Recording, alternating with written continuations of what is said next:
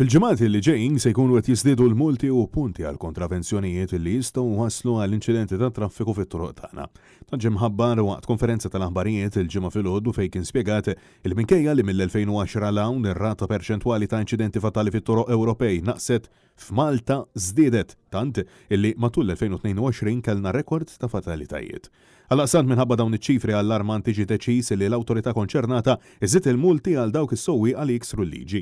Net News tkellem mal-uffiċjal tad-Direttorat tat-Trasport Pier Montebello illi spjega x'wassal għal din iż-żieda.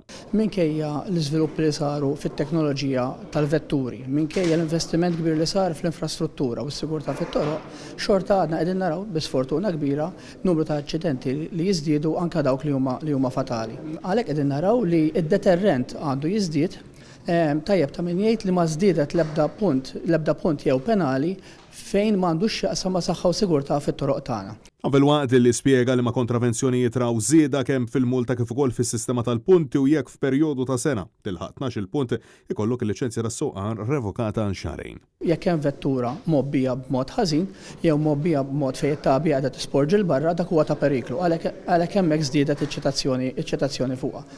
Fuq il-limit tal-ispid hemmhekk żdiedet iċ-ċitazzjoni wkoll. L-użu ta' mobile phones li huwa wieħed mill-iktar raġunijiet jew fatturi għalfejn ikun hawn ħabtiet u uħud minnhom fatalitajiet ukoll. Għalhekk hemmhekk żdiedu. Żdiedu iktar u mbagħad il-multi fejn għandu x'jaqsam vetturi li qed jingħata servizz bihom, dak ix-chauffeur driving services pereżempju.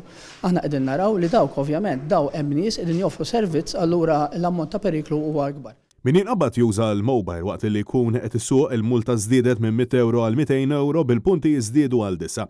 Filwaqt li l-istess kontravenzjoni għal min isuq vetturi kbar jew tabija ta' passiġġieri din żdiedet għal €300. Dan ifisser li tnaqqis tal-punti se jiżdied għal bejn 6 sa massimu ta' 9 punti għal min jinqabad bl-użu tal-mobiles jew headphones waqt is-sewqan. Il-multa għal sewqan fuq dawn l-aħmar żdiedet għal €200 filwaqt li min jidħol fi triq no entry il-multa hija ta' €75. Ġie spjegat ukoll li sewqan eċċessiv aktar minn 15 km fis-siegħa l fuq mill-limitu, il-multa żdiedet għal €100.